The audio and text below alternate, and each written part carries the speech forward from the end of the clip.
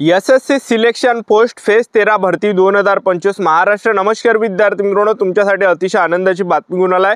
SSC selection post फेजची भरती निघाली आहे। 2423 जागांसाठी ही भरती निघालेली आहे आणि तुमचं जर या भरतीमध्ये सिलेक्शन झालं एसएससी सिलेक्शन पोस्ट मध्ये, तर तुम्हाला जे विद्यार्थी मित्रांनो मंत्रालयामध्ये ड्यूटी करावं लागणार आहे। मंत्रालयामध्ये जे परिवहन मंत्री झालं, त्याचबरोबर सडक मंत्रालय झालं, रक्षा मंत्रालय झालं, तर ह्या ठिकाणी आपल्याला ड्यूटी करावं लागणार आहे।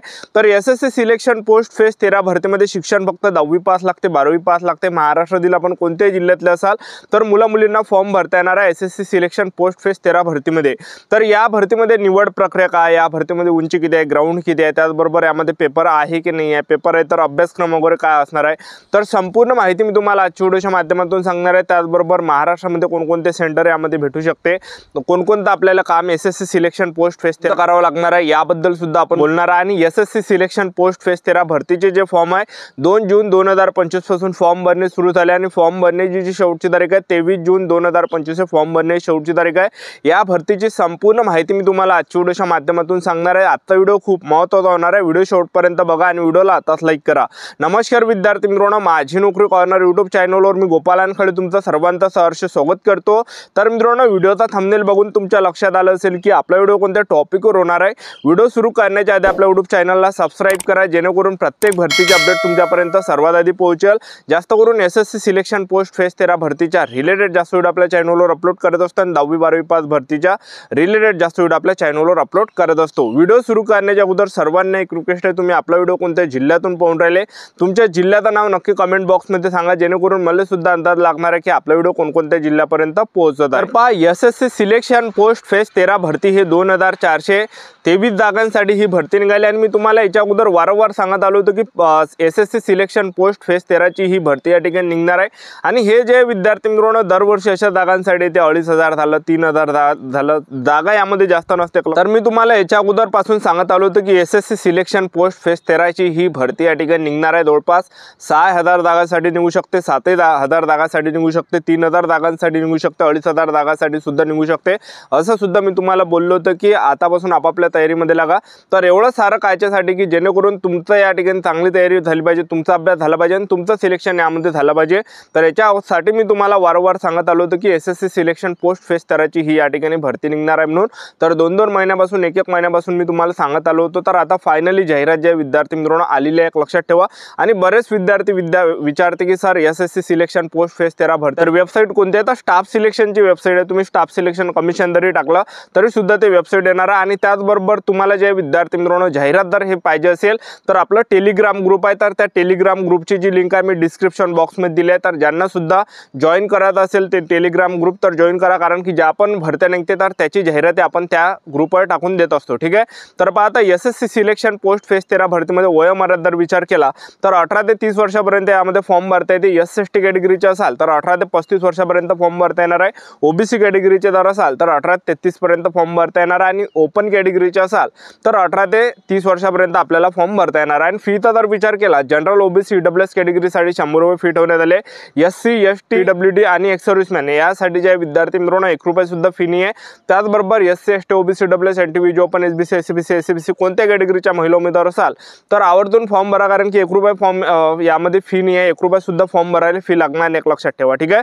तर एसएससी सिलेक्शन पोस्ट फेज 13 भरतीमध्ये कोणकोणते पद आहे तर मी तुम्हाला सांगून देतो। तर पहा, कॅन्टीन अटेंडंटचं पद आहे, त्याचबरोबर दुसरं जे पद आहे हे फ्युमिगेशन असिस्टंट आहे, ज्युनियर इंजिनियर आहे, त्याचबरोबर टेक्निकल सुपरिटेंडेंट आहे, त्याचबरोबर सिनियर सायंटिफिक असिस्टंट आहे, त्याचबरोबर गर्ल कॅडेट इन्स्ट्रक्टर आहे, मॅनेजर कम अकाउंटंट आहे, फायरमॅनचं सुद्धा पद यामध्ये आहे, त्याचबरोबर सिव्हिलियन मोटार ड्रायव्हरचं आहे, त्याचबरोबर टेक्निकल ऑफिसरचं सुद्धा पद आहे।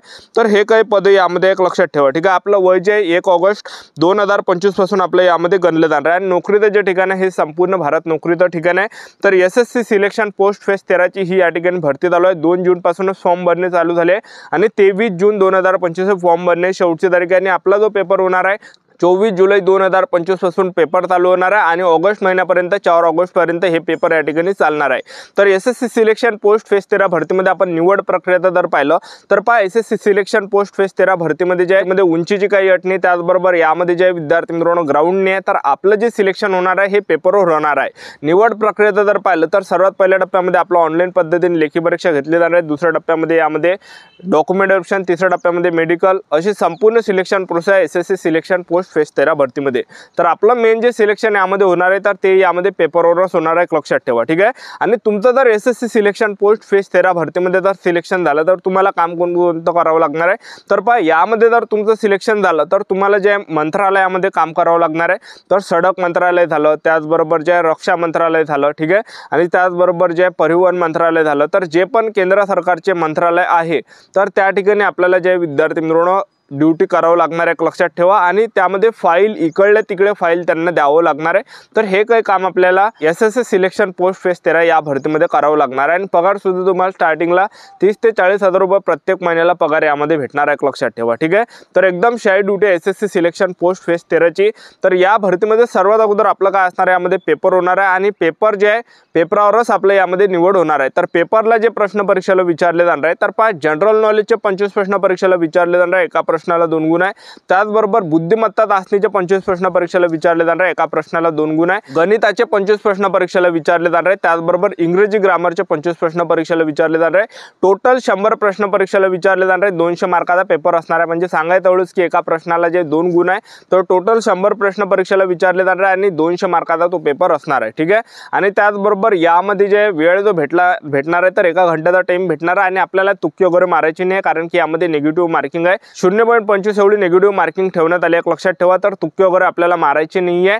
तर आतापासून ज्या पण विद्यार्थ्यांना सिलेक्शन घ्यायचं असेल एसएससी सिलेक्शन पोस्ट फेज 13 भरतीमध्ये तर आतापासून आपापल्या तयारीमध्ये लागा, आतापासून तयारी चालू ठेवा। आणि त्याचबरोबर पेपर जो होणार आहे आपल्या महाराष्ट्रामध्येच होणार आहे। आता तुम्ही म्हणसान पेपर होणार आहे महाराष्ट्रामध्ये, तर कोणकोणत्या जिल्ह्यामध्ये होणार आहे, त्याचं सेंटर कोणकोणतं भेटणार आहे एसएससी सिलेक्शन पोस्ट फेज 13 भरतीमध्ये, तर मी तुम्हाला सेंटर या ठिकाणी सांगून देतो कोणकोणते सेंटर भेटणार आहे।